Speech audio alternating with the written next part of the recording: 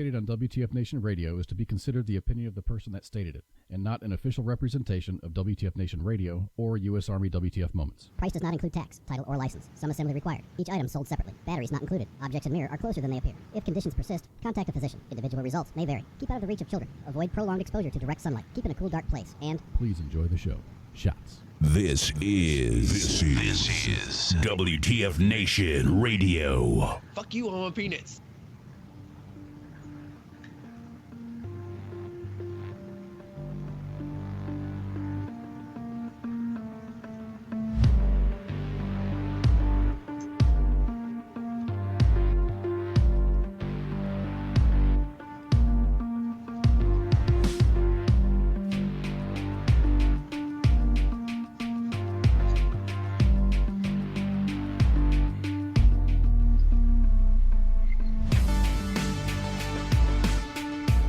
Ooh, yeah, it's Sunday Fun Day. And you know what that means? At 2000 hours Eastern on Sunday on WTF Nation Radio, it is Kicking It with Kaz. And that's me. I'm Kaz. And I'm joined by Owl, my good faithful co-host. What's going on, brother? Hey, it is a beautiful day in paradise today. It's a beautiful day. Paradise, nah. I mean, I can't pick a better country to have a bad day in than the United States of America. Exactly. After you've been over in other countries, you always look forward to coming home. You know what's really interesting? What's that? When I was in Iraq, that definitely it changed my perspective on things, so much so that shit that I used to stress out about and be concerned about, it didn't fucking matter anymore. I hear you. I've thought about that a lot actually over the years. I was stationed over in Europe at one point, and I did some activities over in other areas. And what always reminds me is when I came home from Europe, the pilot, as we were actually going past the Statue of Liberty, and he flew low enough we could see it. And he actually played Bruce Springsteen's Born in the USA. How cool is that? Oh, I tell you, it had a lot of us in tears. The one thing that you learned working over, like I worked in psych over in Europe, is the depression rate for soldiers is so high that alcoholism, and this was back in the 80s, alcoholism, for every 4 soldiers that go over, 3 will be not necessarily, or I should say, for every 4 soldiers that go over, 2 will become hardcore alcoholics, and a third one will drink more than he did when he went over. And then, out of 4 people that would go over, they said half of them will come back with some form of dishonorable discharge. Damn. Yeah, this was during the Cold War.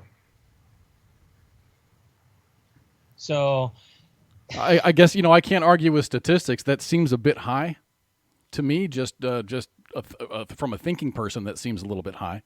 But I definitely can see it. I can definitely see that that statistic being in Korea. Well, and see, this is the difference. Korea, and it used to be before the wall came down. The Cold War was just as bad as Korea, because you had things like the Fulda Gap. You had high tensions, always stressed, always poking at each other, just all sorts of stuff going on all the time. The fact that they were always reiterating to you, if we were to be attacked, it would take less than 8 minutes for the Russian army to make it to Frankfurt. and that everybody would have to be a soldier at that point. And they always kept you on alert. Shoot, back then they had spies that used to actually rove Germany, Russian spies, just like we were allowed. They were allowed, I think, 12 spies, and we were allowed 12 known spies in Russia. And you actually were given a phone number when you came in to Germany that you were to call if you were to see these Russian spies, and they actually had to wear a specific uniform at all times. What's the methodology behind that, or the rationale, rather?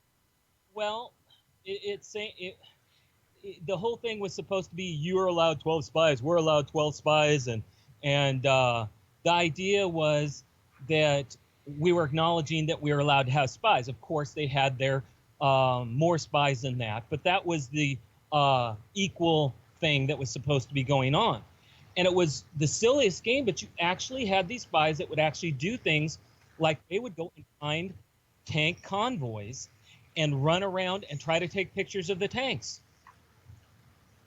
And I know this because the funny part was they actually got caught, these Russian spies actually got caught taking pictures of tanks in a car going in between, and the tanks, the commanders actually called ahead and they crushed the car in between two tanks. That's nuts. And, oh yeah, I mean, we actually had an American spy, one of our designated, die of questionable, under questionable reasoning, and so they actually sent him back to be for the autopsy. He came to the hospital I worked at. I was actually on guard duty that night. Sure enough, they brought him in. It was a big hullabaloo, and then everybody left. Within 30 minutes after that, you saw this car drive up, and one of the Russian spies throw something over the fence. And you know what? And now, you know, the wall has fallen, and that shit still goes on. I mean, it has to. Oh, it does. It does. I mean, we've got spies. They've got spies. Some are, you know, they label them as political attaches or consultants or something like that. But Oh, yeah. But that's just it. It doesn't stop. It never stopped. I mean, yeah, okay, the wall came down, and everybody realized that it was going to go of one of two ways very blatantly. Either Russia was going to be able to assimilate, which was going to have to happen very quickly because of their economy, or they were going to go back to their old ways. And, well, when they put Putin in, that's exactly what they were saying is we're going back to our old ways because we couldn't make it in the economy.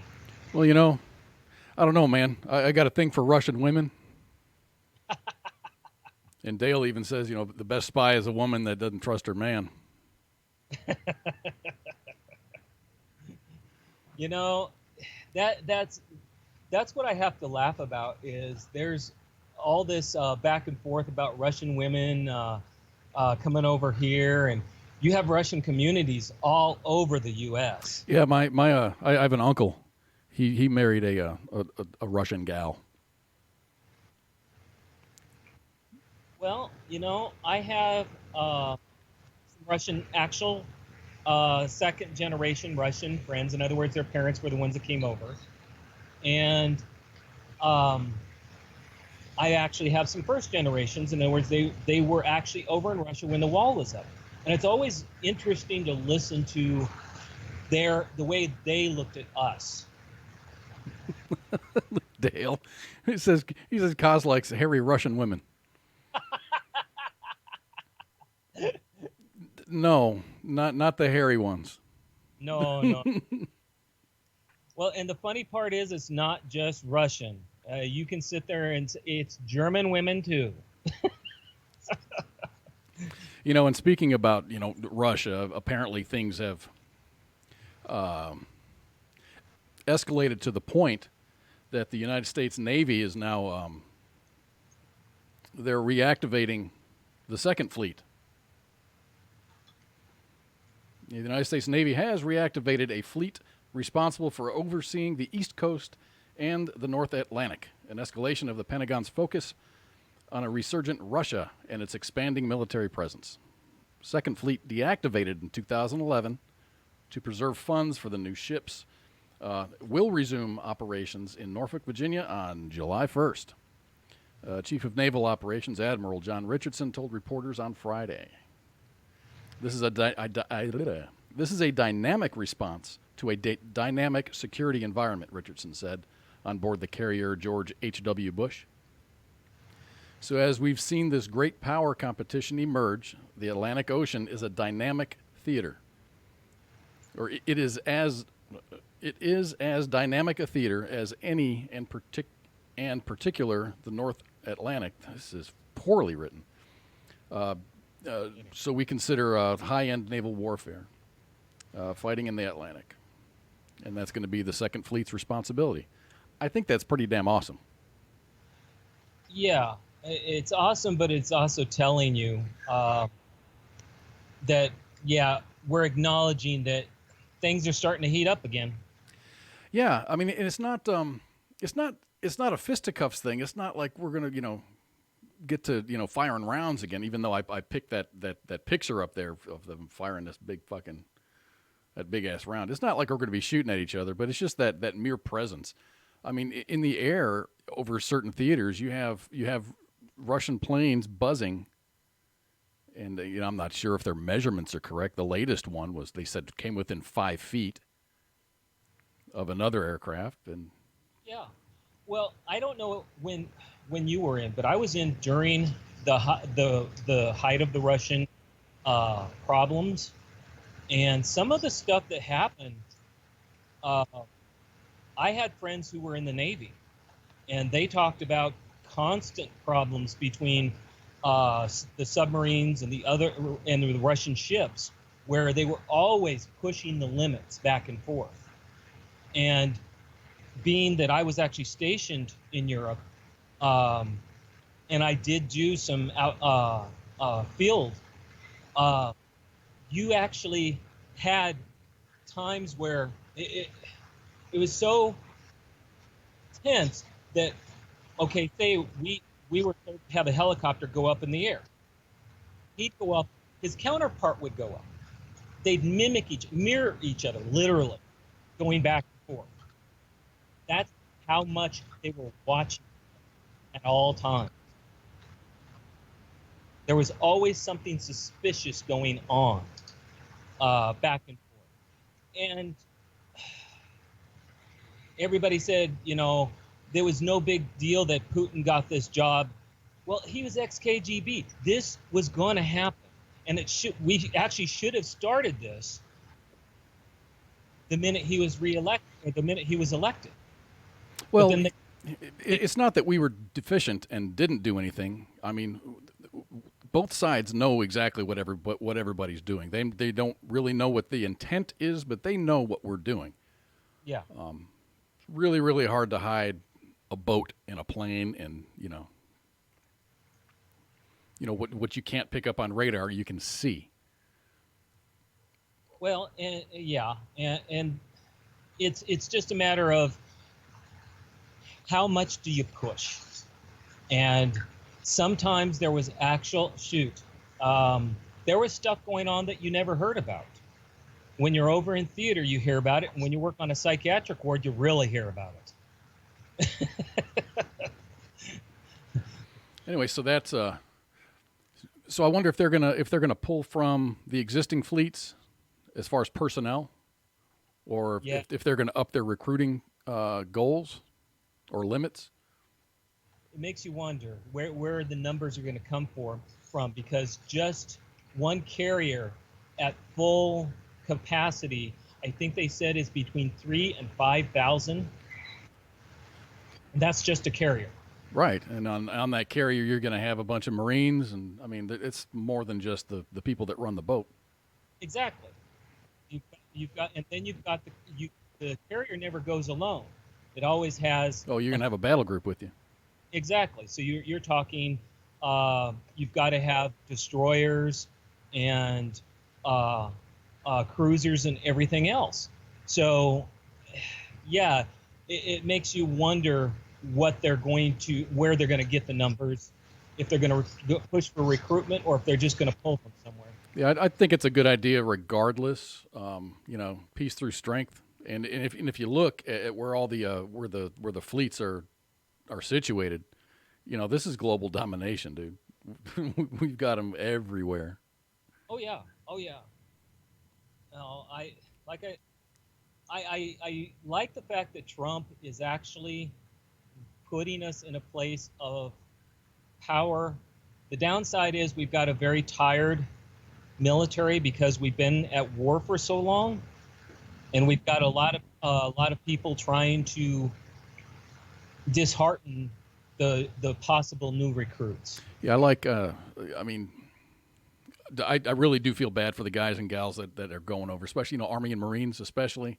Going over into Iraq and Afghanistan, and a lot of these things where you read, stories of soldiers that are getting killed or Marines that are getting killed. They'll say, Sergeant Johnson did 2 tours in Afghanistan and 1 in Iraq, or this Army guy did. He was in Northern Africa for 2 tours, and then he did Afghanistan 3 times and Iraq once. That's a lot of deployments, and that's got to wear on your soul, man. Especially if you've got a family. Exactly. I mean, at some point, and I know some of these guys are trying their best, but at some point they just have to sit there and say, am I just going to be a soldier and that's the rest of my life? Or do they sit there and say, okay, at some point I've got to pull out because I've got to undo some of it? And that's rough either way. Yeah, as I was a single guy when I was in the Army, and I was in it, and the only reason I got out is because I wanted to get married, and I wasn't going to put my family through that. Yeah. I wasn't an infantry guy. I was an aviation guy, but I was always in units that we did shit. So we're always either in the field or we're doing something. Every one of my units was awesome. I loved being in the Army. I absolutely loved it. Even after I got out, 15 years after was it 15? See, I got out in 96. Yeah, 14, 15 years after I ETS'd, I went and contracted overseas because I missed it. I missed being, with the family, Yeah.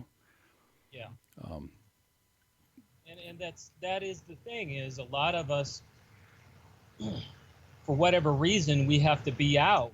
It doesn't mean our hearts aren't there. Yeah, because I was, when I got out, I immediately started working for defense contractors. Let's just put it that way. Yeah. So I was always there, giving a contribution and everything, but it really wasn't it wasn't enough, and I had an opportunity to go over, and I took it, and there's no regrets at all.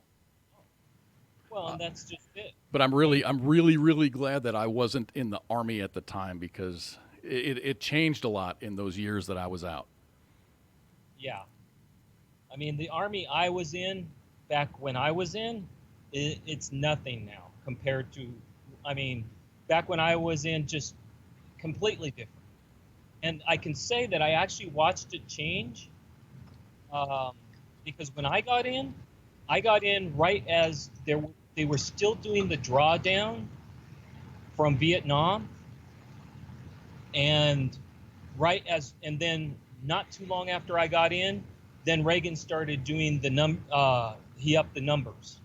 So I got to see both, and I got to see the different attitudes, because you actually had Vietnam vets still in.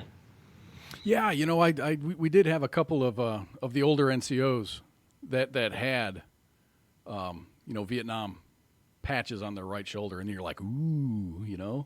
That's pretty awesome. Yeah, my drill was actually a Vietnam vet.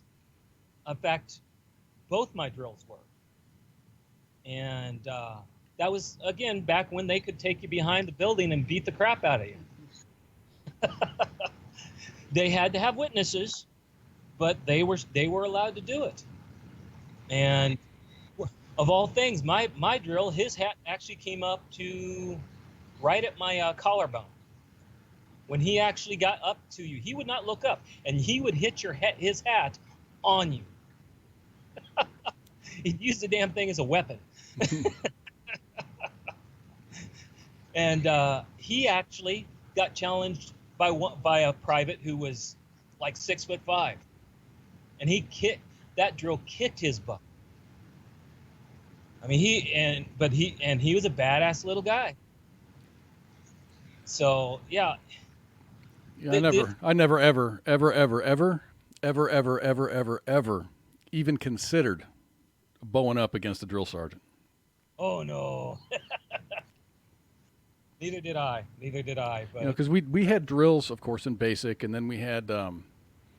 I went right from basic to AIT. I didn't take any leave, and we had drills in AIT, and we did. they weren't as hard ass as basic training, because my AIT was rather lengthy, so they don't want to make it completely shitty for the 6 or 7 months that I was there. But still, you'd never. I mean, you don't get in their face. They're not your friends. You don't go down to the PX and have a beer with them after a day worth of school. Oh hell no. No. But they were a lot less strict. And that's what they're supposed to do. They're supposed to start getting you ready for your first duty station. The real Army. Yeah. Because the real Army is not basic. The real Army is not AIT. I mean, you need to be in your unit, your permanent party unit, when you sew that patch on your left shoulder, at least 6 months, and then that's the real Army. Yeah. And see, with us, I went straight from basic to AIT, and because I had to take 2 AITs, because when you went medical, anything medical, you had to take medic first, and then your next MOS. I had to go medic and then psychiatric specialist. I got you. And So was that an ASI? ASI. Advanced Skill Identifier? Yes. Okay. So we went to in medic training. They actually were still pretty hard ass, because medic training actually was not that long. It's when you went to the next group, 2nd Battalion, that they actually backed off, and you actually weren't in open barracks or open bays. You actually got rooms. So, no, I remember all that. And I mean, the military has changed over the years. I had a good laugh when I heard that you couldn't swear at your trainees. Yeah, things have. I mean, times change, methods change. I mean, you can't have that. I mean, it's not always going to be like this. It's going to change. In 10 or 15 years, you're going to see guys that are in right now as PFCs going, man, the Army's changed. I can't believe it. Oh yeah, yeah, and that's going to be the funny part about it all. Is it does change. I mean, everybody's, we talk about, who's been in and how long and how old are we and everything else. And I kind of laugh because talking about the different times everybody's come in, I can sit there and I kind of know when you were in, and I kind of know when ICE was in. But it's somewhere past about 92, 93, I was out. And so I have to sit there, and at that point, things had changed, and I wouldn't have felt them. Yeah. So it really is interesting. I mean, you sit there and we were talking about the whole putting out the Russian fleet, and we're starting to re-engage with watching Russia again. Well, that's when I was actually in, when we did that, and the tensions that have been going on with South Korea and North Korea were almost the same as what was in Europe at the time when I was in. Yeah, Korea's always been a point of tension for forever. Since the end of the Korean conflict, or the armistice. Yes. It's been tense through, three three presidents, three. I don't know what do you call the Korean president. Emperor. Oh, who's that? Well, is he a prime minister? No, I think it's president. Okay. But yeah, But- and now I mean, the guy who was supposed to start World War III has facilitated peace on the Korean Peninsula. You know, and that's the funny part is they said the same damn thing about Reagan. They swore Reagan was going to start World War III. And he's the one who actually got the wall to come down. He helped facilitate it. And that's always interesting, the way that people look. And it's the reason it happens is you have to show strength. You have to show that you're willing to stand up, and you have to mean what you say. Yeah, you can't back down. I mean, and you can go and revisit the news conferences and speeches between Gorbachev and Reagan, and he never blinked. Reagan never blinked. He's like, no, this is what's going to happen, and it happened. Oh yeah. Oh, Reagan. There was some tough times during the Reagan administration. There wasn't all there at one point. There actually, I think they said it was a matter of hours from actually starting a nuclear launch because of some war games during the Reagan administration. I believe they were doing war games over in Europe, and we during our war games, meaning it was like electronic, it was an officers' war games. They were actually doing radio chatter, and the Russians mistook it for real chatter. And they actually started gearing up and moving troops. That's a scary situation to be in. Oh yeah, and there was a number. One time I thought it was kind of scary myself. Is we actually almost ended up in World War III because of a mouse. Cool. A mouse chewed through a wire, caused a short, and actually made it look like some missiles had been launched. I don't know the specifics. Some buddies told me about it because we went on alert and everybody was tense and everything was in the air and it was going nuts. And that's all that had happened.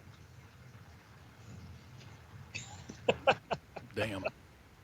Oh, Hey, you said you're going on vacation in Hawaii. yes, I am. Are you going to the Big Island? Oh no, I know better. There's been some rumblings. Now I've read a couple of different reports. Some say 5 homes, some say 9 homes Yes. have been destroyed by lava shooting out of the openings in the ground created by Hawaii's Kilauea volcano.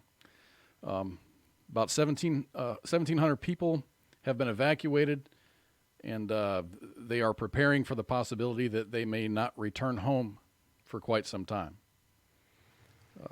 I have no idea how soon we can get back, says Todd Corrigan, who left his home in Leilani Estates with his wife on Friday as lava burst through the ground there. They spent the night on the beach in their car looking for a vacation rental home elsewhere. You know, I look at that and it says 30 years ago, lava slowly covered an entire town, Kalapani. Yeah, it took a year for that lava to cover the town. That's how slow the flow is. It's not like it's a very liquid flow. It's like molasses. Oh yeah, I remember. This is so sad. I actually remember because it was such a big deal back then. Because back then it was just going into the sea, but then it actually started going off and took out a whole town. And I remember that. This has been going on for a long time. What they're getting worried about, though, is that there are new vents. Yeah, there are new vents, and these it's not like it's a hole in the ground where it's venting. These vents are like hundreds of yards long. Yes. And they let out a lot of gas, and when the lava comes out, it's not like it's you can really stop it. It goes whatever way it wants to go, I think the only ones who have actually managed to not contain it, but direct it, I think was it New Zealand? It was Iceland. They had a very nasty volcano activity, and they actually they dumped a whole bunch of water and got a layer of crust up to the point where it actually funneled the lava to a specific area away from the town. Both Iceland has been phenomenal as far as their use of geothermal energy. They're just, I mean, it's like the entire country runs off of geothermal energy. Oh yeah, yeah. It's really pretty damn remarkable. I mean, from what what little I've read about it, I've always been impressed. I mean, they'll sit there and say, yeah, you know, our houses, you know, we have all these cold temperatures, but our houses are nice and warm, and we don't have really an electricity bill. Right. So over there on the Big Island, they said that there's hundreds of small earthquakes continue to rumble through the area on Saturday, one day after a 6.9 earthquake, the largest earthquake to hit Hawaii in more than 40 years. Magma moving through Kilauea sets off the earthquake, says geologists, and there's going to be aftershocks. But at last word, which was about an hour before the show, the lava has subsided, and it's just a lot of steam right now. But in that steam, there's a lot of sulfur dioxide. That's why no one's being allowed back into the areas. Exactly. It's very dangerous. Yeah, and who knows how long it's going to last. I mean, that lava's going to do what it wants to do. Exactly. Then anybody who lives on that island has always, since 1983, has known that the possibility is there. Oh, of course, you'd be an idiot not to. I mean, dude, every one of those islands is a volcano, or exactly. Or it's the result of volcanic activity. In other words, you're sitting on a dormant volcano. You just don't know when it wants to become active again. Right. Oh yeah, and that's a lot of people. They talk about wanting to go to the Big Island. I actually like the smaller islands. We're actually going to Kauai. It's a lot quieter, a lot easier lifestyle. You know, not really a lot of movement. But I actually have not been on that island. Oh, you haven't? I haven't been anywhere around there. Oh, it's wonderful. If you've got your those who still have their military benefits, they're wonderful over there to use. Shoot, I can go on a base and stay in a 2-bedroom, fully furnished cottage, for less than $120 a night. That's pretty darn good. I mean, because staying out on the economy, dude, you're going to spend a lot of money. You will spend, if I were to compare, just down the road from where I will be at the same time, it will cost $300 a night. Well, I just got an update. 21 homes have been destroyed. Ooh. And now the volcano is continuing to spew lava. So it's not over yet. No, but it never is. You know what is over? What is over? The life and reputation of what the hell is her name? Crystal LaDawn Finley. Okay. Crystal LaDawn Finley. She's from right up here in my neck of the woods. She's from South Lake, or she's being wanted by the South Lake Police Department for suspected serial criminal activity, identity theft and fraud. Okay. But the way that South Lake took to Twitter was absolutely hilarious.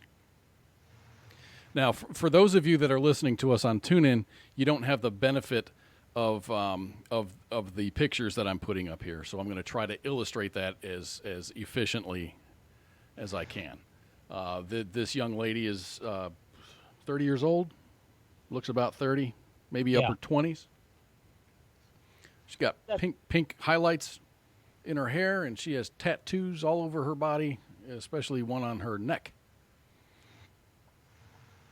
Kind of easily identified. Very easily identified. I mean, and she in a couple of these pictures, she has changed her hair color, but that doesn't change things. Anyway, the South Lake Police Department took to Twitter, and they're looking for her. And the South Lake DPS tweeted, and I'm quoting their tweets here, and it's got a picture of the suspect, Crystal LaDawn Finley. It says, "You've been laying low since we last saw you," which was using an innocent South Lake victim's identity to open up credit cards in person at a ton of stores in the Metroplex. Luckily, the loss prevention guys prevented you from getting too much property. Am I right? Next tweet. You opened up these accounts at Z Gallery, Victoria's Secrets, At Home, Ashley Furniture, Best Buy, Home Depot, and Jared, the gallery of jewelry nonetheless. Oh, wow. Do you have a Jared jewelry store up in your neck of the woods? Yes, we actually do. Well, Pretty expensive. Crystal LaDawn Finley has credit cards there now. Oh, jeez. Each one of those store security cameras caught you with your red tattooed lips on the right side of your neck, and you driving your friend's red Jeep with Texas license plate number KGB 8529. And then there's a picture of the car. Oh, my. That friend has got to be going ballistic. And OMG, we heard you were in an accident in Dallas and hope you're okay, even though you provided a fake ID to the other involved party. Oh.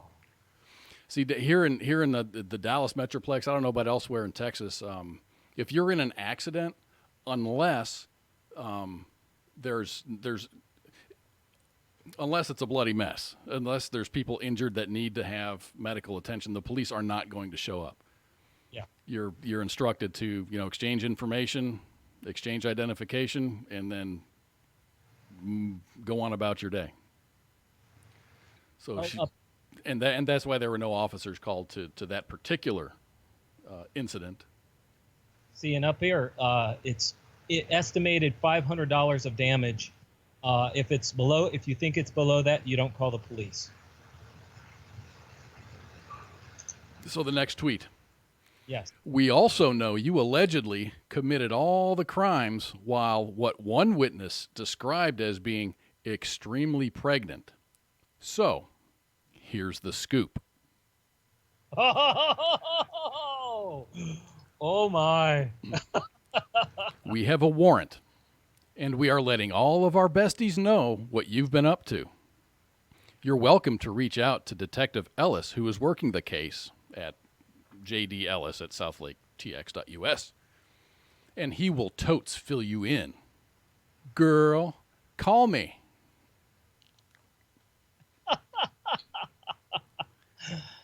Oh my, if she's pregnant, she's gonna be caught no matter what. The thing is, she was arrested earlier, and I don't know if it's hours or days earlier, but she was arrested. She was taken to the detention facility. Being very pregnant, that facility was not equipped to take care of a pregnant woman, so they took her to a hospital. And normally with nonviolent offenders, they'll do that. They'll take them to the hospital. They'll make sure that they're in good shape. If they need to be admitted, they'll be admitted, and then given a summons saying you need to turn yourself in after you get out of the hospital. Yeah. Well, she refused treatment at the hospital, so the police officers couldn't take care of her, and she did not want treatment at the hospital, so she was let go. Because the police officers couldn't do anything. And then all of this shit happened. Oh my God. But there's more. Do tell. A response from that tweet was from the Grand Prairie Police Department. It says, same South Lake DPS, your besties over here at Grand Prairie Police Department want her for identity theft too. Or if you know Crystal, leave a note about her in the Grand Prairie Crimestoppers.org website. Jeez. And as of today, she has not been apprehended yet. Oh wow. I just think it's hilarious having the police department get kind of Well, getting kind of funny on the interwebs. well, but if you think about it, it's actually kind of smart on their part, because if they keep it humorous, people are going to watch. And they'll follow, and they'll retweet it, and they'll tell some friends, and those friends will tell friends, hey, check these guys out. Yeah. It kind of sheds a positive light on the DPS folks. Oh yeah. I mean, hey, if they did that up here, I would be watching the tweets just to see the humor. I mean, this is humorous. It's sad, I will admit, because identity theft is not funny in any sense whatsoever. But the fact that they're seeing it in a manner that, one, makes this person very highlighted, and two, makes it so that you're not really going to miss it. I mean, that's genius. And it's kind of, people sit there and put down Trump, but the thing is, it's genius in the fact you're highlighting what you want people to get, because anymore you just don't see what you really should be seeing on the news. Oh, that's absolutely true. So this is great. I think this is spectacular. And it gives the news folks something to do too, because I know they're getting a kick out of it. Oh yeah, no kidding. When she does finally get arrested, then that'll be a whole other story. I mean, they're making this girl famous. Oh yeah. At that point, they're going to have to sit there and go, okay, well, she's been arrested. Well, one, the Twitter is going to hit. It's going to hit Twitter big, but then the news media will look foolish if they don't follow up. Oh, true.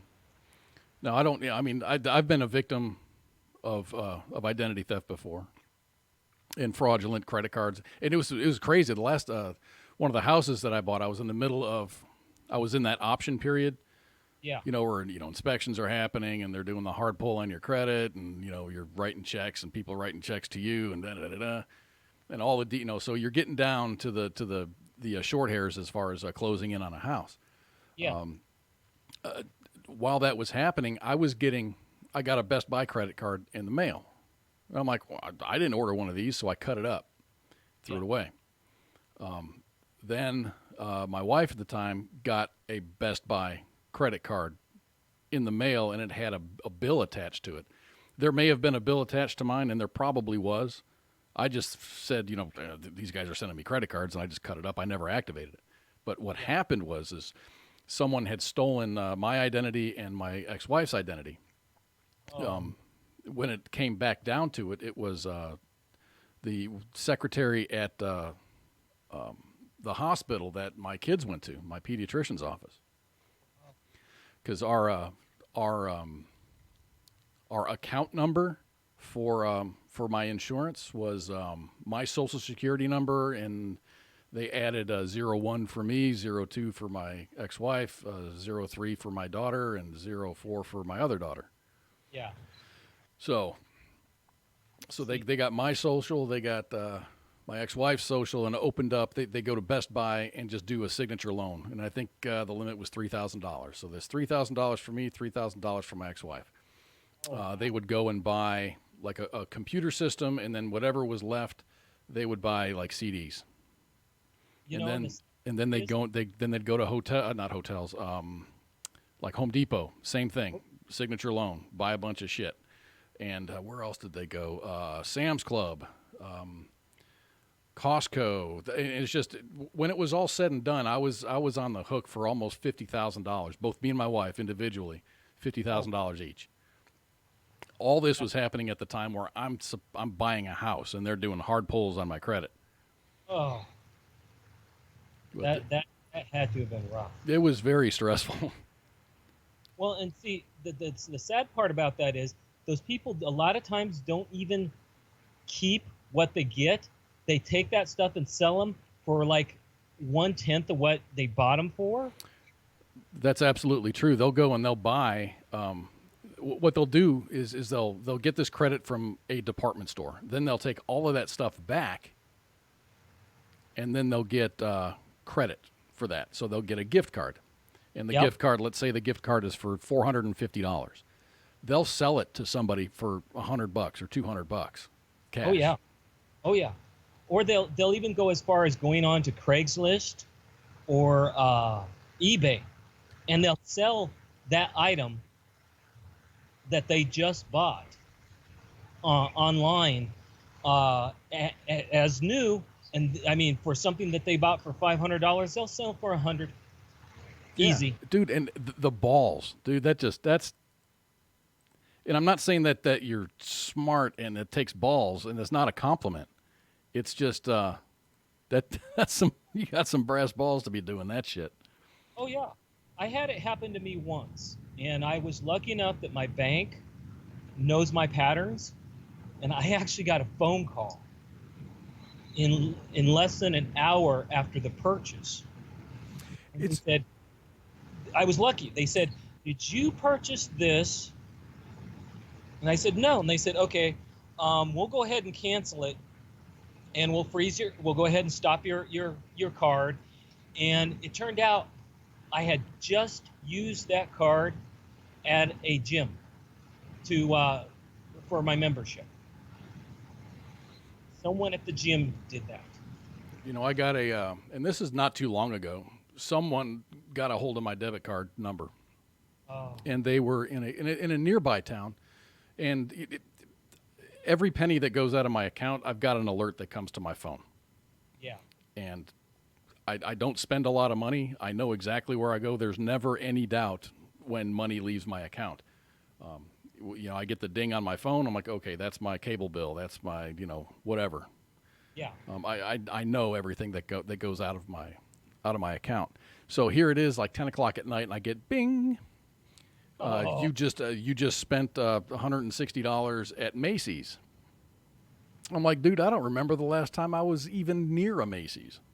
Yeah. So yeah. here I am, a little bit upset, but not alarmed. I'm like, this is easy to take care of, because I was more upset at the fact that I couldn't go to bed right away. Yeah.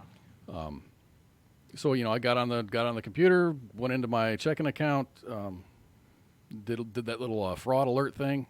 The bank called me, and my that money was refunded, and then the debit card was canceled, and they had one. I think it took 2 days for me to get it in the mail. Yeah. But yeah, man, you gotta stay up on your bank stuff. See, with me, I try not to use my debit card anymore. I'll use my credit card for online purchases because if it takes a little while to get things evened out, it's not my bank account. Yeah, I have I do a lot of EBT, just direct bank transfers. Yeah. I don't like to put my credit card. Sometimes it's unavoidable. I do use PayPal a lot. A lot of merchants accept PayPal. Yes. And that's fairly secure. I've never had an issue with PayPal taking more money than needs to be or whatever. And you have the same protections as you do a credit card. Well, exactly. That's what's that's kind of the same way I go. Like I said, I use PayPal and I use my credit card. Things that won't link directly back to my account. Because once you lose that money, it can take a while for them to figure it out, and you're out that money. Yeah, and if you're on a tight budget, a paycheck to paycheck budget, then that really affects you in a bad way. Oh, very quickly. So, I've been looking and talking about money, and if you want to hear an interesting story, I always want to hear an interesting story. Story out of South Korea. An Air airport janitor might be able, and get this, to keep $325 million in gold bars found in the trash. Dude, I wish I had that kind of luck. No kidding, right? He was a janitor who found $325 million worth of gold bars in a garbage bin at South Korea airport. Might be allowed to keep the precious metal, police said. The 7 gold bars were found April 26 in a trash can at Incheon International Airport in Seoul. The bars, which were wrapped in newspaper, are believed to belong to a Korean man who has not come forward to claim them, police said.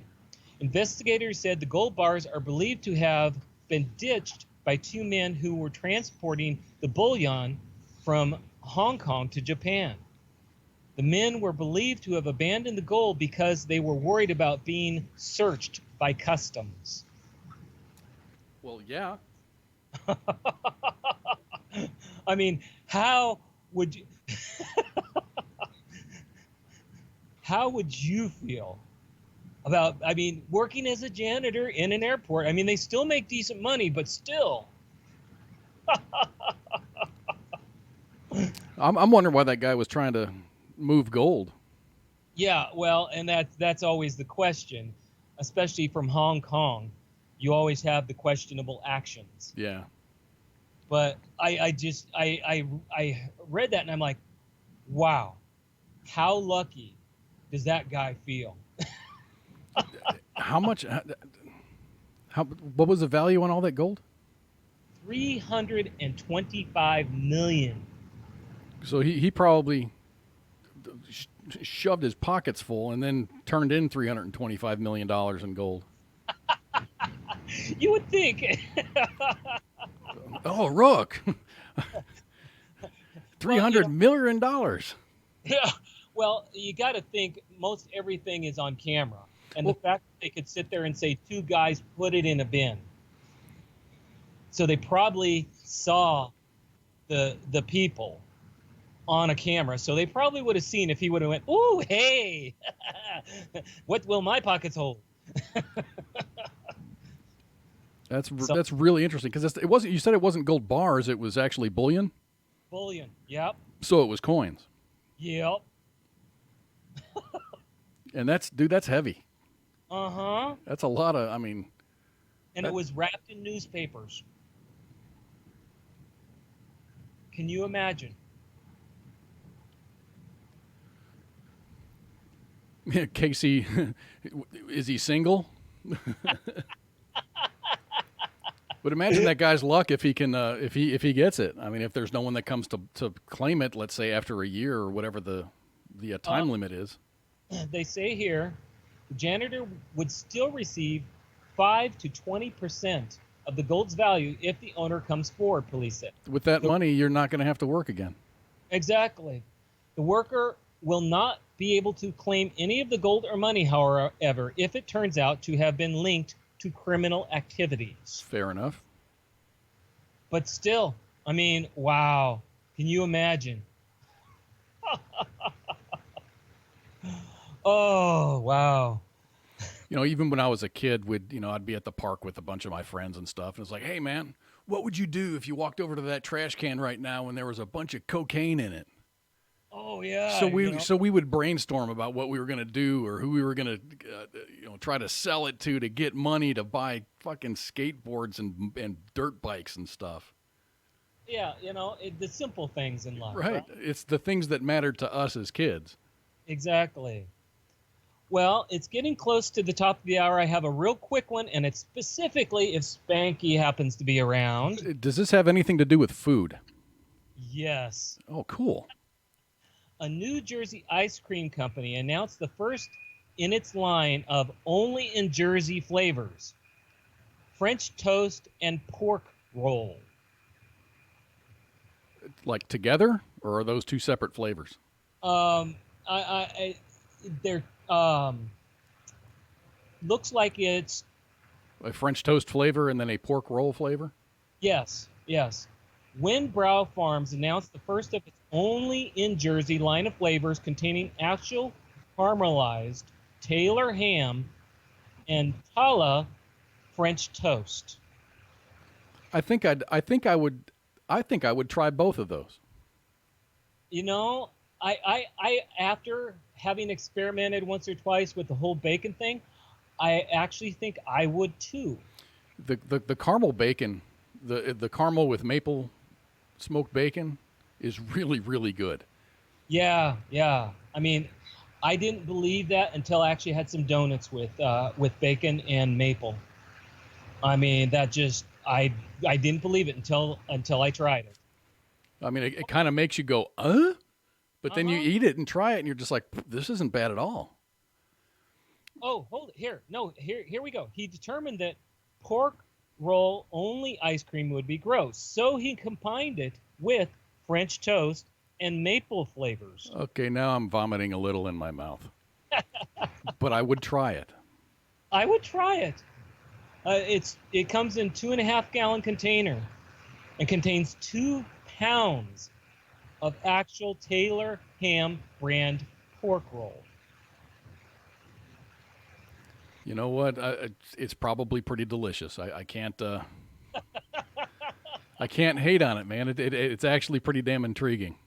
Isn't it? You see, my ex-wife was out in Portland a few weeks ago, and she took my girls out, and they went to this ice cream place that everyone talks about.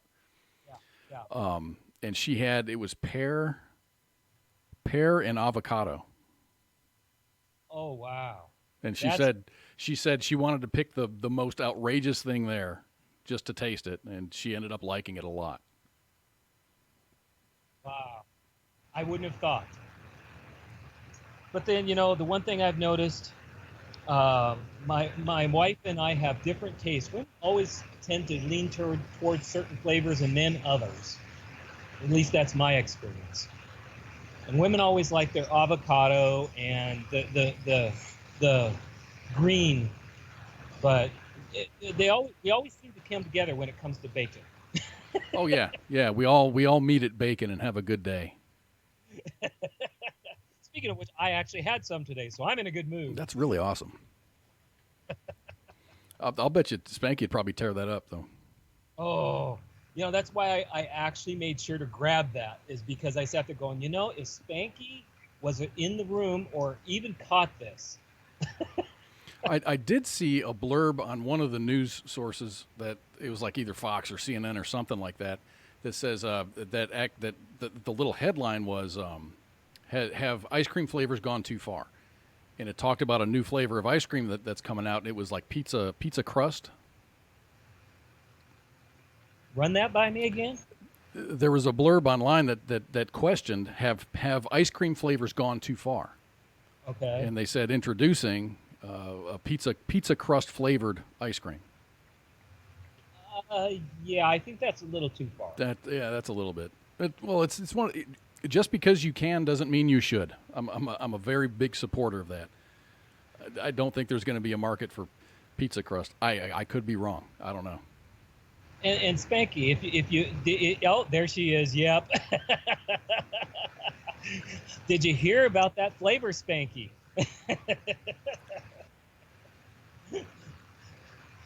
Can you imagine Spanky having ice cream that tasted of French toast and pork roll?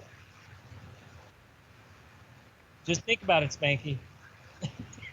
It's out there now in New Jersey. I wonder if you can order that.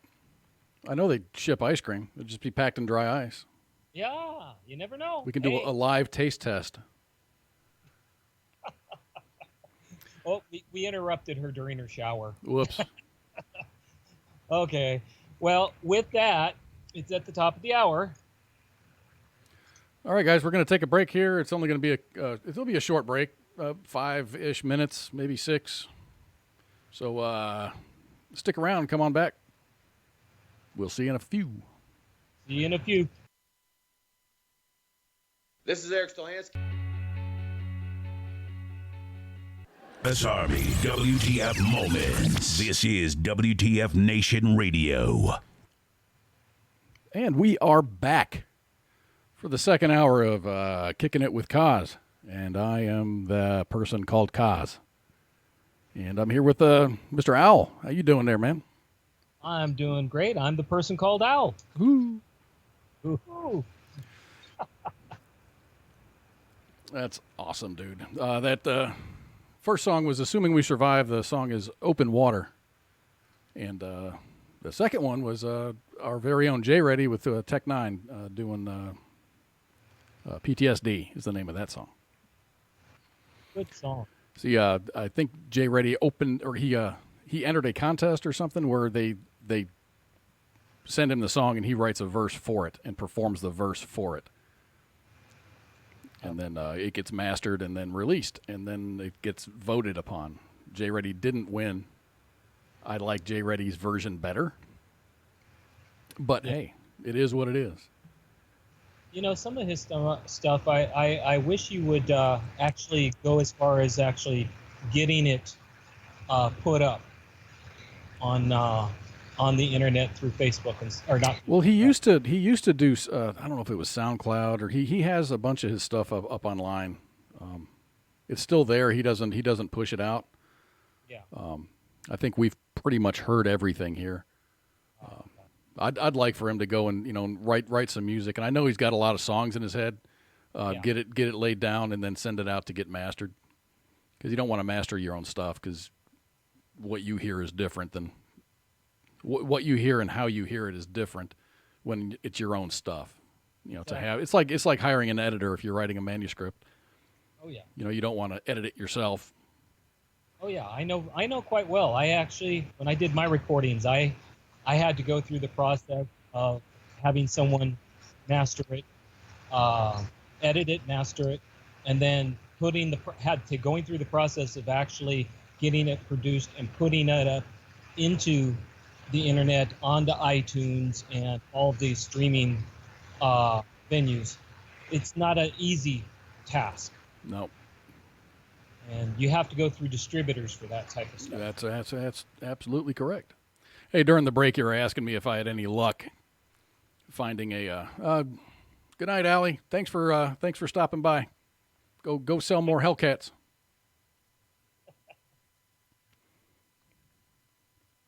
Anyway, you were asking me how the house hunting was going, and Thursday I went and saw a house that I really, really like. I've seen a lot of houses that I. The real estate market here is very, very. It's very, very active right now, and so all these other houses that I like and that I would put money on have actually sold for $20,000, $30,000, $40,000 more than what I offered. So it's just that all the sellers are putting these houses out at like really low prices, but the houses are selling for way above that. Want to start a bidding? That is true. Ooh, there's that rush again.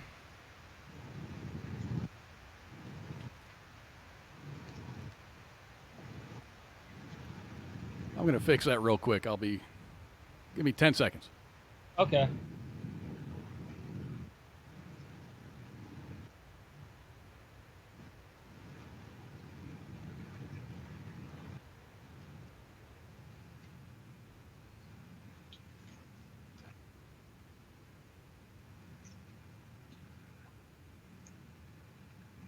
So sorry about that.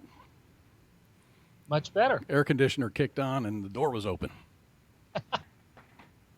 Got to keep it cool where you're at. Yeah, man, we were in the mid 80s today. Oh, anyway, wow. Anyway, back to the house stuff. So anyway, Yeah. I put an offer on a house. I got what the market value was, and it was comparable to the asking price. I added $20,000. No, I added 20%, about $20,000 to it, $25,000. Okay. So, according to my realtor, she says it'll never appraise for that. Oh. But that's fine, because if the seller accepts my offer, then it's a haggle. Yeah.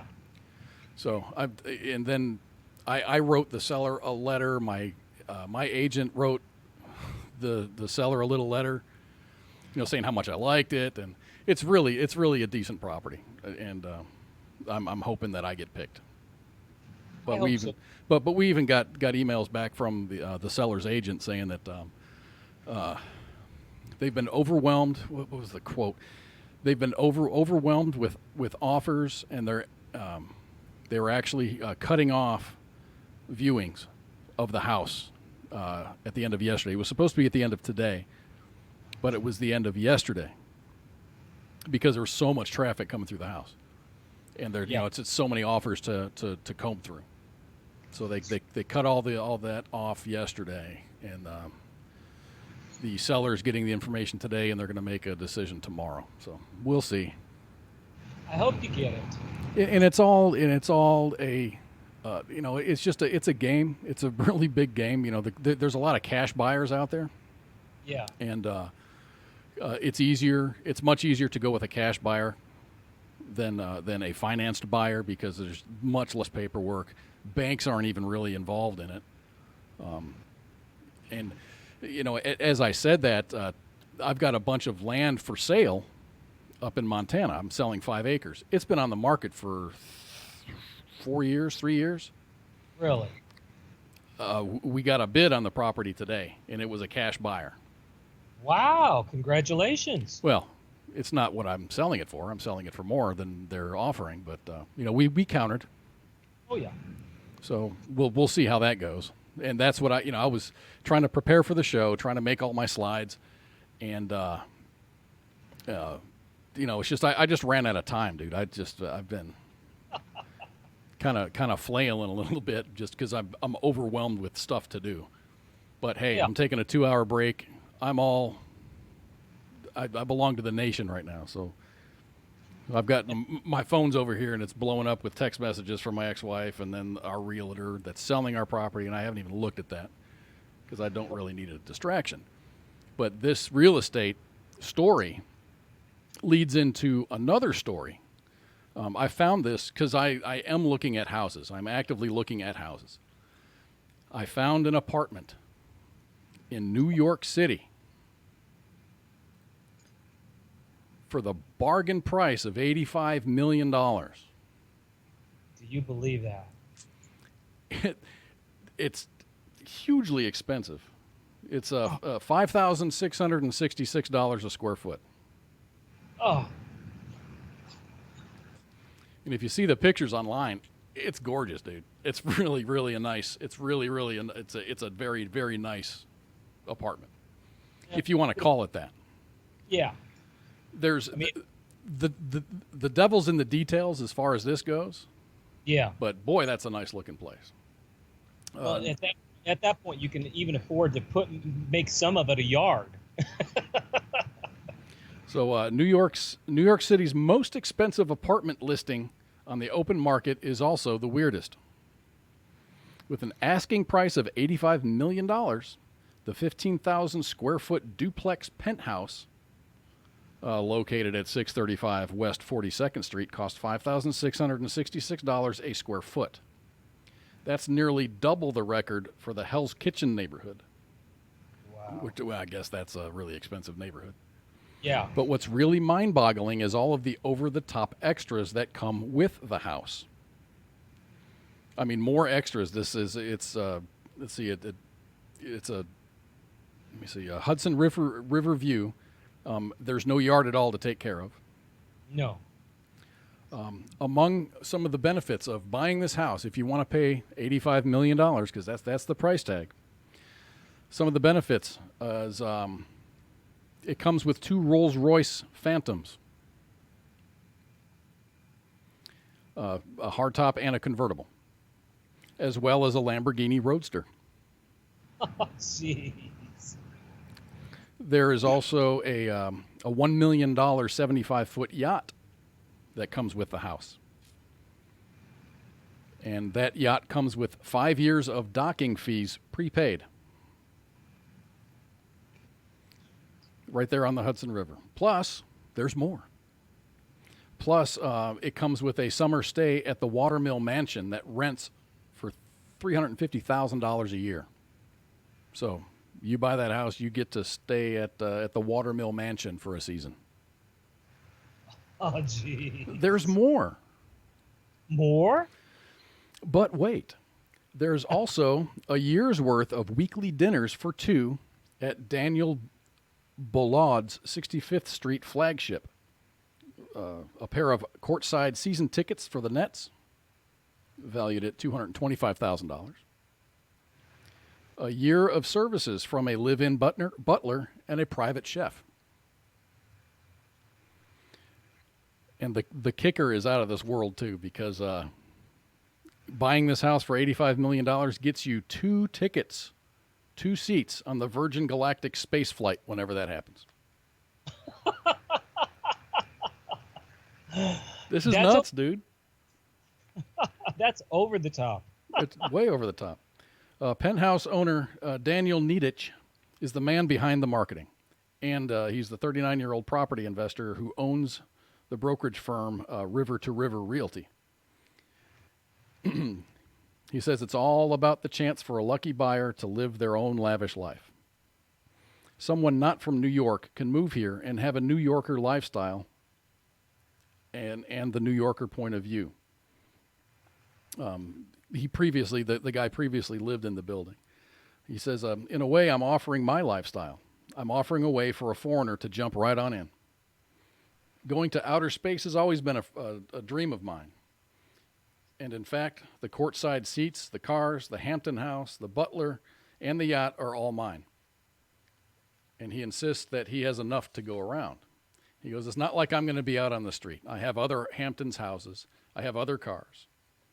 And he also added, it's not that I'm selling stuff that I don't want. It's all stuff that I thought created a nice package. Other real estate insiders are very skeptical of this whole thing, especially given the fact that the penthouse has been on the market for 5 years. And Nedich has never adjusted his asking price. It's always been $85,000.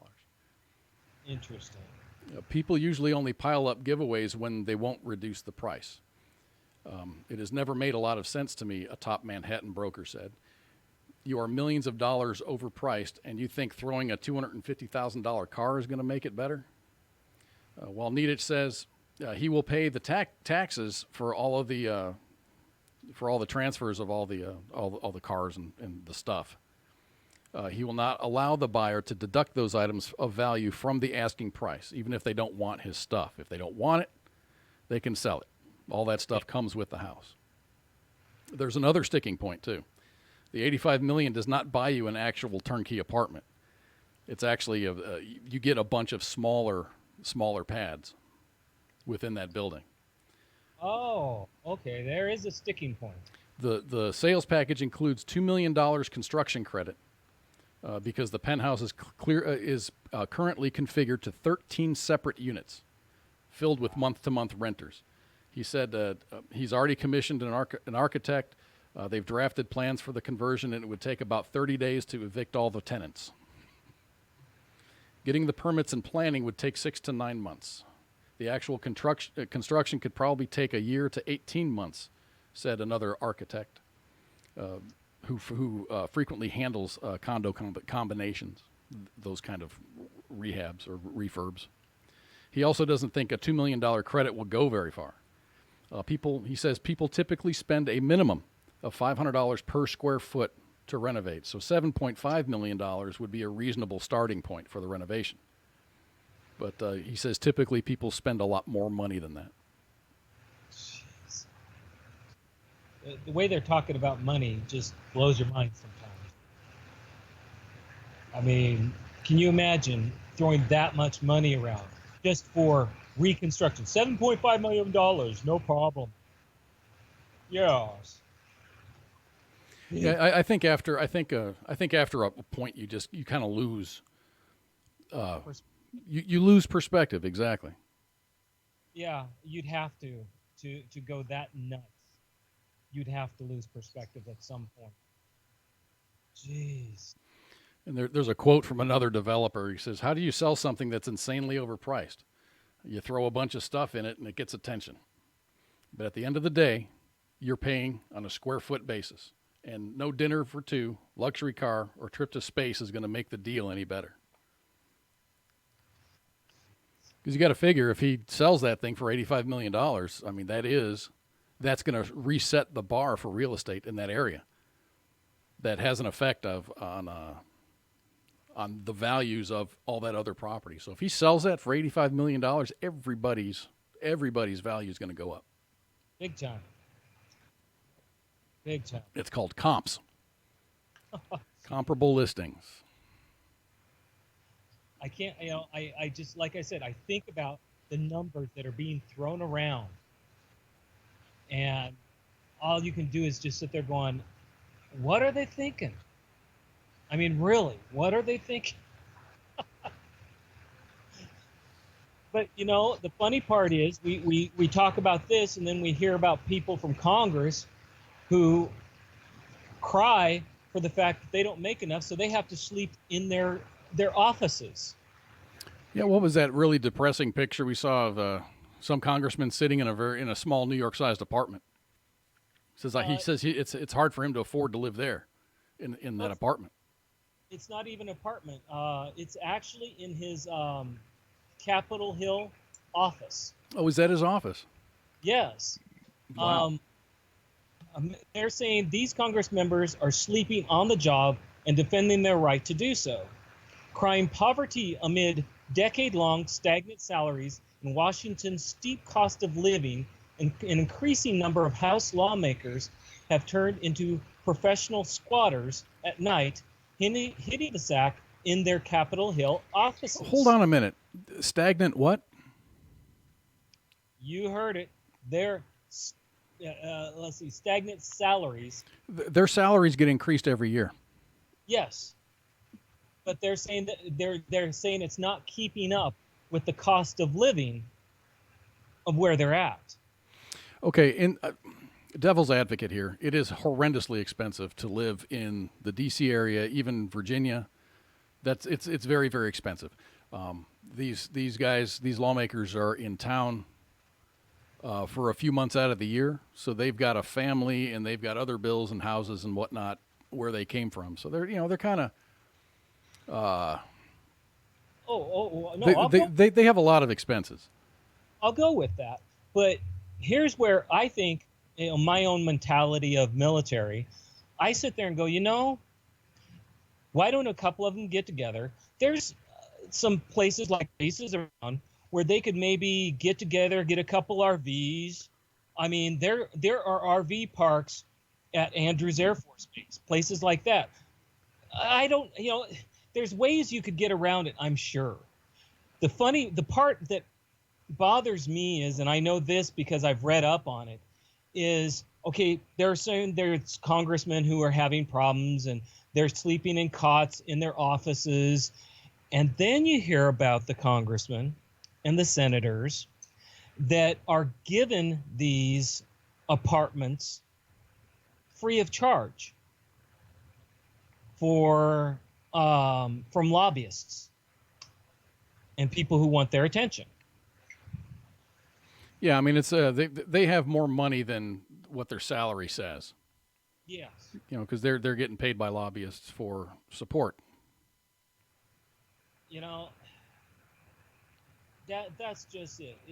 You have to look at if someone's squawking that they're not making enough money, if they're really not making enough money, that means they're probably not on. Hopefully, that means they're not on the take. The ones that aren't balking are probably the ones on the take. I think that's a decent point. What should they actually do? I go with the military thought. Make them a barracks. Make them a barracks, and not even the depressing barracks. I mean, make a nice ass apartment building. Well, an Air Force barracks where you can have, you've got the rooms. They're not big. They're not elaborate. They've got your basics. Even some of the medical, Army medical barracks. You have, you have your bathroom. You have a little kitchen. We had a kitchenette in the main lobby area that everybody used. We had our own refrigerators, and you had 3 people to a room, and I mean, they're not supposed to be there that long anyway, and it's free. And at that point, it's free, and then they would have nothing to say. And I can't blame them, because if it's true, and again, I don't know. I have never ran for office, nor do I have any inkling to or ever want to. But if it's true, you can't. The last thing you want those guys to do is to get so upset at this job that they're willing to take the freebies just so they can turn around and live somewhere for free. I mean, that free apartment always comes with a price to a lobbyist or to a donor. Or even, take the free out of it. Charge them a reasonable rate to stay there. Well, you got to remember now that even that has come into question here and there. I can't come up with the examples. I just remember one recently where someone came up. They were renting out some famous person's apartment for like pennies on the dollar. So it's a matter of, well, and they're saying, well, I thought it was reasonable because I was letting them use it because I wasn't there. Okay. Is that considered a donation, a write-off? I mean, there's too many problems with that as far as I'm concerned. So setting up just a barracks, not open bay, but where they can have some privacy. I don't see that would hurt them. Yeah, and then have a CQ rotation, staff duty, congressional duty. Hey, fire watch. Fire watch, yeah. Well, you get my drift. I think instead of them bitching about that, well, fine. There is enough space on the White House lawns and on some of the other lawns where they could throw up a building that would hold people. I mean, come on. You go down to to San Antonio, to Fort Sam. One medics building can hold over 1,000 people. You know what I'm thinking is these congressmen are bitching about the cost. Well, what about their staffers? Oh yeah. Their staffers are getting paid very little. Oh yeah. In fact, some of them don't get paid at all. I mean, interns don't. They get services for free from interns and such. And they have to pay for their own cost of living through student loans and everything else. Yeah. So yeah, I agree with you. So you have to wonder. And the cost of living, I mean, if we brought up all the cost of living and how hard it is to get houses, but that's kind of what's coming back to bite. Places like Washington, D.C., New York, California. I mean, middle-class people are living on the streets because they cannot afford to live in the city. Yeah, California's going through that right now because their home prices are way, way up. But that's supply and demand. There's not a whole lot of supply. Oh yeah, and that's because we're coming off of a bad economy into a good economy, and houses weren't being built. So now all of a sudden, there's just not enough houses. So that's what you're running into. It's really sad. You come up to where I'm at. It's not as bad. Luckily, right now, you could actually get a new house at a really pretty good price. Unfortunately, your job is down in Texas. Well, fortunate for you, I have to say I'm a little envious. Oh, well, you should be. Texas is a great state. I mean, here I can't touch, let's say, a 1,700 square foot house, 3 or 4 bedrooms, with a decent yard. You can't touch a new house here for under $250. Yeah. And see, my house, I would be able to sell it, and what you're describing, it has more than that, and it would sell for $150. Yeah, here the brand new houses are priced pretty high because you can get a really decent used home. I don't know what a pre-built home, Yeah. an existing house. You can buy an existing house for many dollars less per square foot than you can a new construction house. Oh yes. I mean, the new construction houses are still going up. You know, some people just don't. They don't want to live in a existing house. They want their own. Oh yeah. Well, and I mean, there's ups and downsides. It depends on, you've got to look up the manufacturer and make sure that they're reputable, because the person who's building them, if they don't, being that my wife actually works in construction insurance, she can sit there and tell you that there are companies out there just have horrible ratings for what they build. I mean, afterwards, you're talking all the problems with their buildings afterwards are horrendous. And you have to be careful about that when you're buying a new home, because you may buy something that it looks great, and the floor model that they show you, it's beautiful and it's perfect. But then the minute your house is built, unless a lot of companies will actually offer you warranties. Well, those warranties aren't worth crap. One, if the company's going to go bankrupt, or two, if you're going to end up for the next year or two dealing with warranty work, because that warranty work is going to interfere with your life. Yeah, there was one of the houses that I bought had issues. It wasn't because of shoddy construction. It was just, stuff happened. Where they were bent 2x4s, wall joists, and so I had the guys came in, they tore down the wall, they rebuilt it, and everything was good. But yeah, it is a pretty good interruption in your life when you're having to deal with that stuff. Oh yeah. Hey, on to the next story, man. Okay. And I don't have a graphic for this because I ran out of time. And this is important information, especially if you're active, or if even if you use your phone for business, or if you use one of these phones. The Pentagon has ordered all stores on U.S. military bases worldwide to ban mobile phones and other telecommunications equipment made by a Chinese company called Huawei Technologies and ZTE Corp, after senior U.S. intelligence officials warned that the phones could be used to spy on Americans and U.S. service members. These products were removed from exchange services stores and exchange concessionaires worldwide, following warnings from the top U.S. intelligence officials and lawmakers that Chinese mobile phones could track movements of the military. In a statement, the Pentagon said Huawei and ZTE devices may pose an unacceptable risk to the department's personnel, information, and mission. In light of this information, it was not prudent for the department's stores to continue selling them. He added that the department is evaluating the situation and will determine the necessity of issuing additional guidance. So if you've got one of those phones, consider getting rid of it. Something to consider, people. Yeah, but then you look at the iPhone, and all these phones are made in China. Yeah, it's just a matter of what software comes with them, who put it together, and what kind of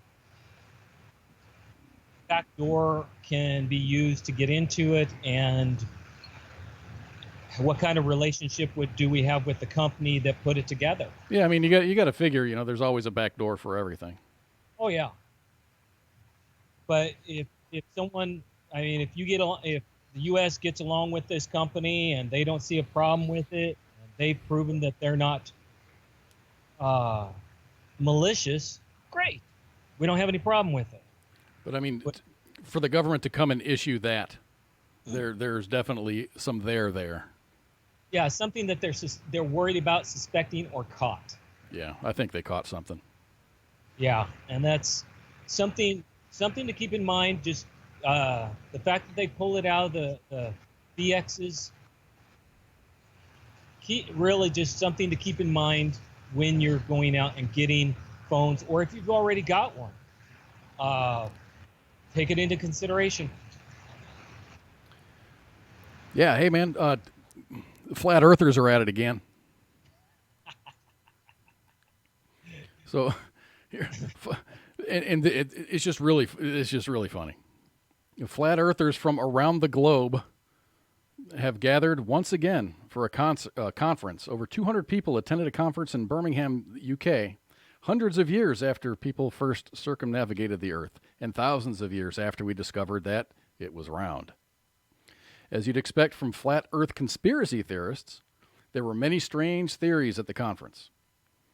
When you're claiming that the Earth is a big circle rather than a sphere, your theory needs a lot of other weird sub-theories to back it up.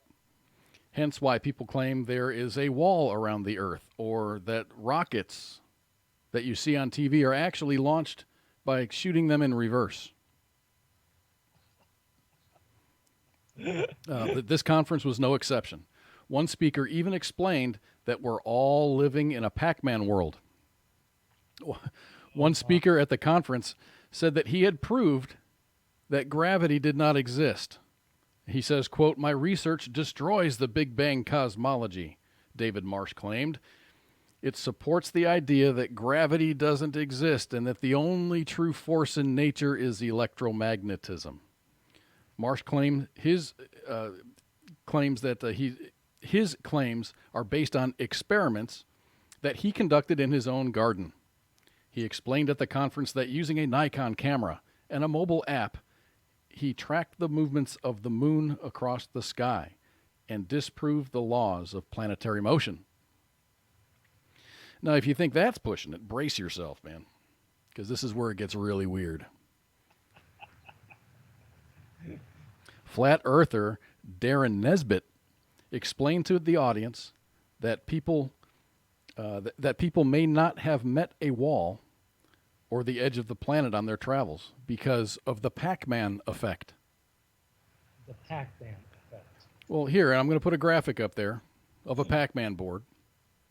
So if you go off either the left or the right side, you're going to appear at the other side of the board. When you play Pac-Man, if you go off to the left, you're going to come out on the right. Oh. So if you go off the left side of the world, you're going to magically appear on the right side of the world. Oh, wow. He says, quote, "We know that continuous east-west travel is a reality. One logical possibility for all those who are truly free thinkers is that space-time wraps around and we get the Pac-Man effect. Basically, at the end of the Earth, space-time ends. Rather than falling off the edge, you are placed at the opposite end of the map, just like Pac-Man." Or Pac-Man's ghost. Right. I love it. I mean, I fully support questioning everything. Oh, yes. Oh, yeah. But at what point? At what point do you you fold up and you just say, you know what, you're right? You know, that's I applaud them for challenging. Like you said, there's nothing wrong with that. You have to challenge. I mean, conspiracy theorists challenge all the time, and you have to. But you're right. At some point, you have to go, okay, if you don't believe the pictures, you don't believe your eyes, you don't believe gravity, you don't believe your high school science. Elementary school? Yeah, there you go. Everybody had a globe, right? Well, but again, they're just saying that that's just more than likely people trying to influence you to believe that the world is round. Well, and you go back to school, and Yes. you learn things, and you take tests. And sometimes, you know, the tests that these kids take, their answers are so incredibly wrong that they're hilarious. Oh, yes. See, learning new, fascinating, and sometimes boring facts in school is a rather daunting task. If you really think about it, kids have to be prepared to learn new things every day and then regurgitate that information in the form of test answers. Sometimes kids nail their test answers. Other times, they provide answers that are wrong, but they're worth a few points just because of the humor they bring to our lives. Here's an example of some of the absolutely absolutely correct but wrong test answers. And I think these might be pretty damn funny. So, name's redacted on this test, but Okay. it says fill in the solutions, directions, read each of the problems, and come up with a solution for each one. The problem is you fell on the playground and you scratched your knee. What is the solution? This kid wrote in, get up and deal with it. Sounds like he's got a military parent. Exactly. He's not wrong. He's absolutely not wrong. Frankie answers a question that says, I earn money at home by blank. And Frankie answers, I don't. I'm a freeloader. Oh, you know he had it out with his parents. I think Frankie's going to find himself doing some chores here pretty quickly. Because Mama's going to hear about this one. Or Dad. The Dad's like, really? Okay, you can wash the car, cut the grass, take out the trash. Okay, here. This is a pretty good one. Some atoms share electrons and become more stable. Describe a situation in which people share something and everyone benefits. The answer that was put in the blank is communism. Oh, my. That's pretty deep. Yeah, no kidding, right? He's not wrong. No. I think I would have a problem if, I mean, it doesn't say, it doesn't say to be specific. It just says to describe a situation in which people share something and everyone benefits. Communism is an acceptable answer to me. Oh, yeah. Jeez. Yeah, you're right. That's really deep. Name 6 animals that live specifically in the Arctic. Wow. Okay. 2 polar bears and 4 seals.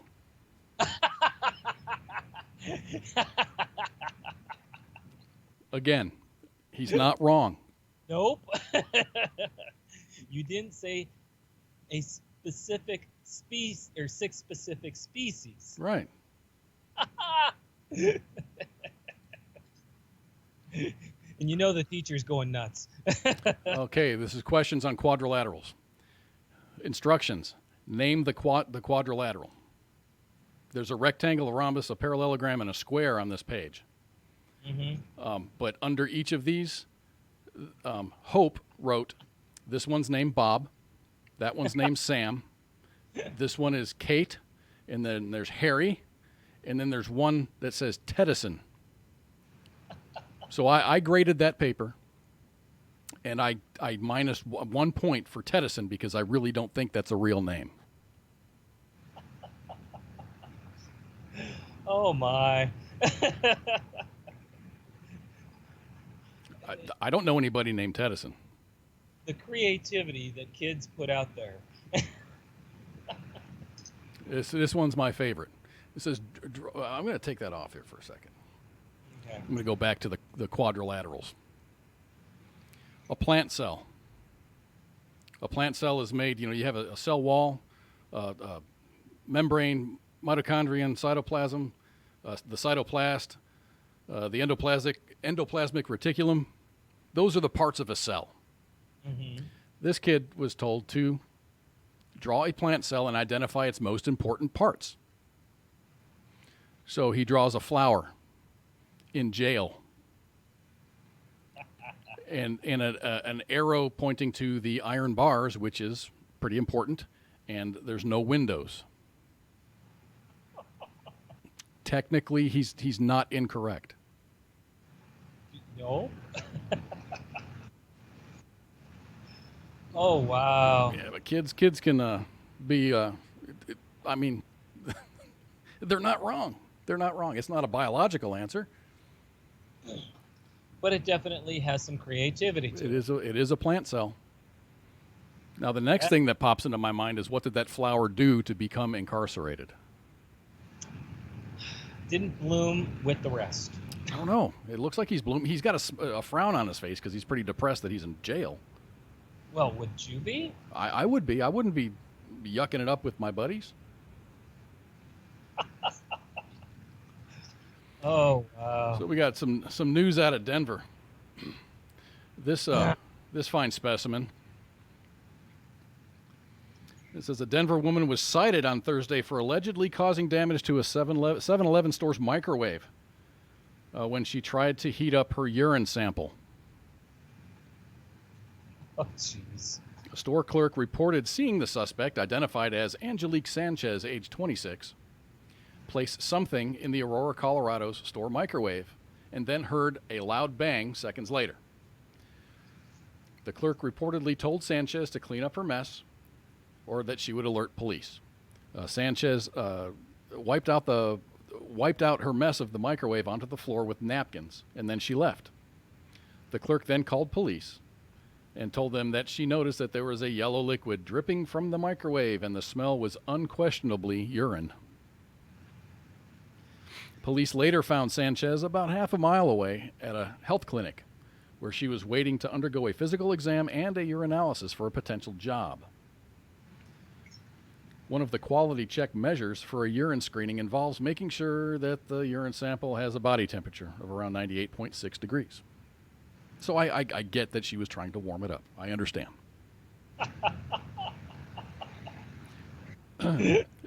When she was approached by police officers, Sanchez told the police that she had, quote, cleaned up her mess and she did not understand what the problem was. When I reminded her that urine blew up in the area where people prepare their food, she told me that it was not urine.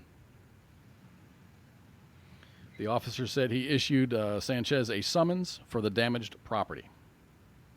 Jeez. That's one of those you just look at him and go, okay. Right? Yeah. You know, I wonder what she did.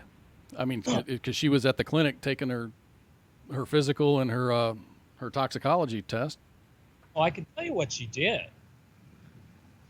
She probably went out and peed in some urine cups, froze them because they were clean, and then she went out and did her thing, got high, and if ever a job...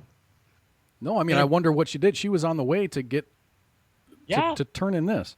It spilled. It blew up in the microwave. So she didn't have that. She didn't have a cup of urine with her anymore. No. In other words, originally that's what she was going to do, is she was going to take that cup of urine. Oh, I knew what she was going to do. I wonder what she did, though, because she did go to the clinic. No kidding. Makes you wonder at that point what she was going to try to pull.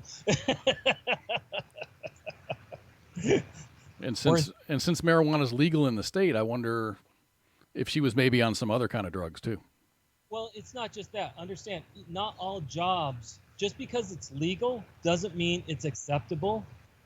And some jobs you still can't be using it. Yeah, I'm governed by the FAA, so I have to follow all their rules. It doesn't matter if it's legal or not. Yeah, and that there are a lot of jobs out there like that. Like just because you have your driver's license in Washington State, if you go for your CDL, your Class A license for truck driving, you cannot use drugs without a doctor's permission. And even with marijuana, if you have a green card, you can be limited as to your driving. And you have to be open for an impromptu piss test at all times. That is true. So, no, that makes perfect sense to me. She was probably going for a job where she knew that was going to be a problem. So, we've had a couple of funny stories. Now it's kind of a serious story, but Okay. it's a good story. Okay. A 100-year-old flag used in the funeral of U.S. troops on a small Scottish island during World War I is making it back to where it originated from as part of a remembrance of the Great War. Currently held in the Smithsonian National Museum of American History in Washington, D.C., the flag is making a trek back across the Atlantic to where it was put together, the Scottish island of Islay. It was used in funerals for more than 200 American soldiers who drowned when the SS Tuscania was hit with a torpedo by a German U-boat. The ship departed Hoboken, New Jersey on January 24th, 1918 with 384 crewmen and more than 2,000 U.S. Army personnel. They were headed to Liverpool. The German U-boat UB-77 eventually sank the Tuscania on February 5th, 1918, when it fired 2 torpedoes at the ship, causing it to sink in about 4 hours. The flag was put together by 5 people, according to a letter by Hugh Morrison, the Laird of Islay Estate, to President Woodrow Wilson. Jesse McClellan, Mary Cunningham, Catherine McGregor, Mary Armour, and John McDougall spent hours sewing the Stars and Stripes, just a few hours ahead of the first funeral for the deceased soldiers. Wow. The group of sewers used an encyclopedia to put together the flag, using it for design and help with dimensions. In the letter, Morrison said, an American survivor carried the flag. I remember how anxious everybody in Islay was to show every possible honor to the soldiers of the United States who had come over to fight for the cause of the Allies in the Great War. The flag will be a part of the World War I Scotland National Day of Remembrance on May 4th, with dignitaries from around the world taking part in the commemoration. It will be on display at the Museum of Islay Life in Port Charlotte for several months, and then it will make its way back to Washington. Wow. That is special. That is pretty cool, man, because that was all done by Scots. The fact that they went that far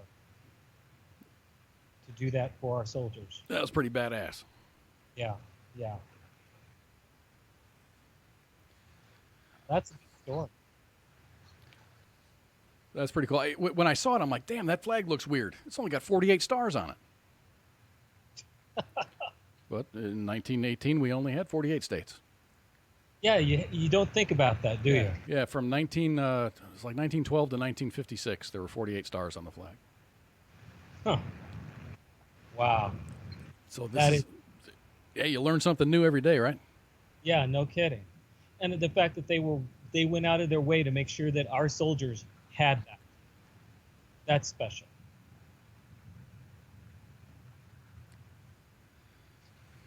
So I guess we're going to call it, man. I'm going to wrap it up. It's Okay. it's getting pretty close to 9:00. That it is. According to my my little cut sheet here, we've only got one guest this week. Yeah, that's right. We only have one. It's Big Go ahead. Paws Canine. Yep. I lost my sheet that has like 2 sentences in it. I have it. It's Big Paws Canine began with a small group of good friends and business associates. Almost 10 years later, there are over 150 service dogs with their veterans or first responders assisting them in their daily lives. They are entirely operated by non-paid volunteers, with most of them having a connection to the veteran or first responder community.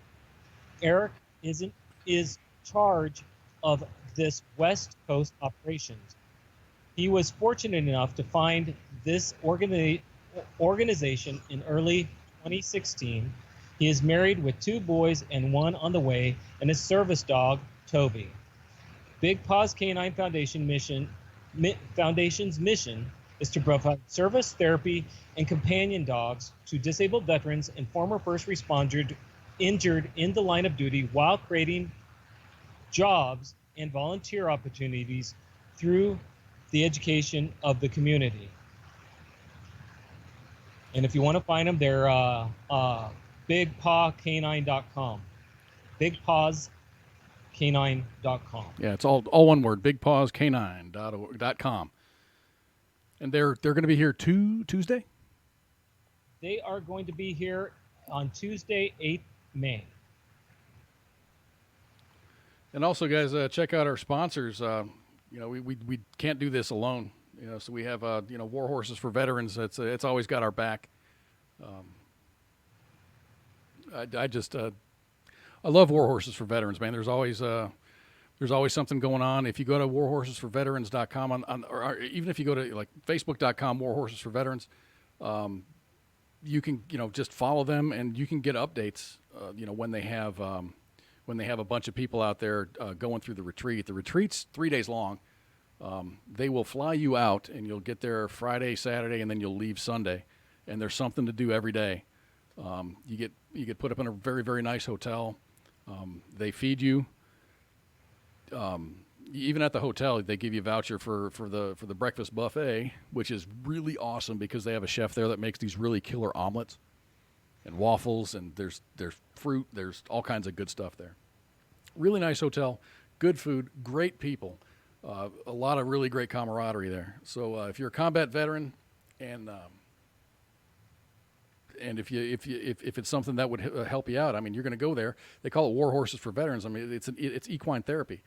You go out there. There's a bunch of horses. You get to meet the horses. You get to learn how to handle the horses. You get to ride the horses. It's a blast, dude. It's a real blast. And now that the weather's warming up, Pat and Andy Brown have a really, really nice swimming pool, and then there's a hot tub right off of where the swimming pool is. You can just sit out there and chill out.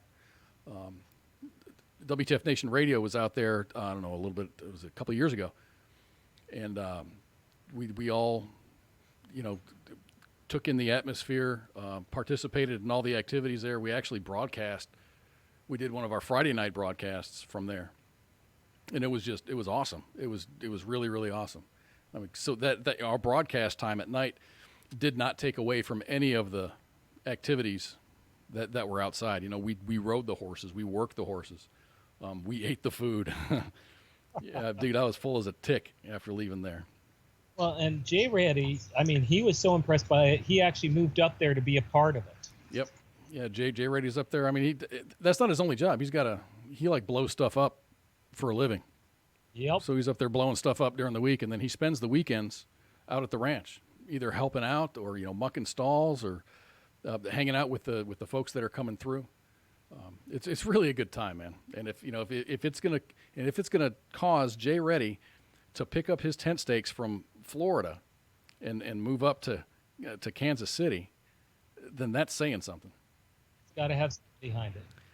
See, another one of our sponsors is the Veterans Report, and you can catch them on KHB Radio in Pittsburgh. The Veterans Report is it's kind of a clearinghouse of information important to the veteran community, and the Veterans Report is a member of KHB Radio, which is a terrestrial radio station in Pittsburgh. And every Saturday we simulcast their show, and you can catch that between 5 and 17 and 1800 Eastern Time. Yeah. Right here at WTF Nation Radio. And there's Project Overwatch. Project Overwatch does a lot of let's see, provide support by filling training gaps for law enforcement and firefighter communities through veteran leadership and experience. They provide support by raising funds and leveraging sponsors to assist with equipment shortages within the law enforcement and firefighter communities. So yeah, it's really good to be teamed up with those folks. Anyway, man, I hope you guys have a really great week. You want to give us a show lineup for the week? Sure enough.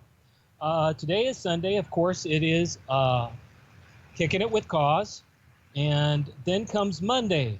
Monday, join us with Ice and his Monday edition, where you will hear Ice and Flash and their commentary on the week's events and the weekend having happened. And then comes Tuesday, Tied Up Tuesday with Minx and Great Cloud. They will also keep you up with current events along with their opinions and fun time. Wednesday is, of course, our Donza, but if you want to catch KJ and Hodor on our channel, it is gaming time. And while we're gaming, and they're getting into all sorts of stuff. Then comes Thursday, Sergeant's Time with Ice and Doc Madness. You'll find that they cover active duty information, anything pertinent to the active duty and retiree community. Friday is Friday Night Freedom with Minx and Pookie.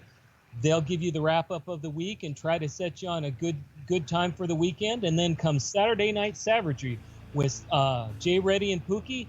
Put on your tinfoil hat and enjoy the ride. They'll take you into all sorts of madness. And then we're back to Sunday. You know, it was really cool to hear Hodor actually called in to Minx's show on Friday night because she was doing nerdy trivia.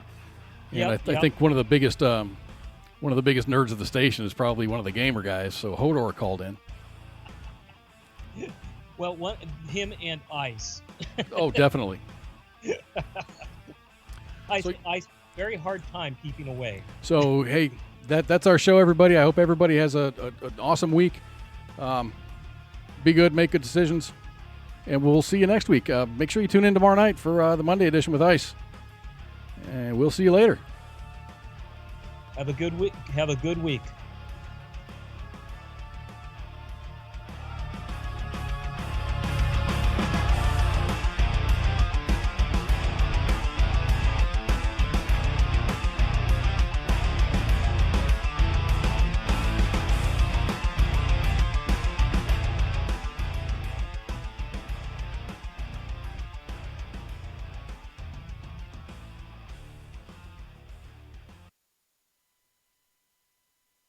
Did you make a wish?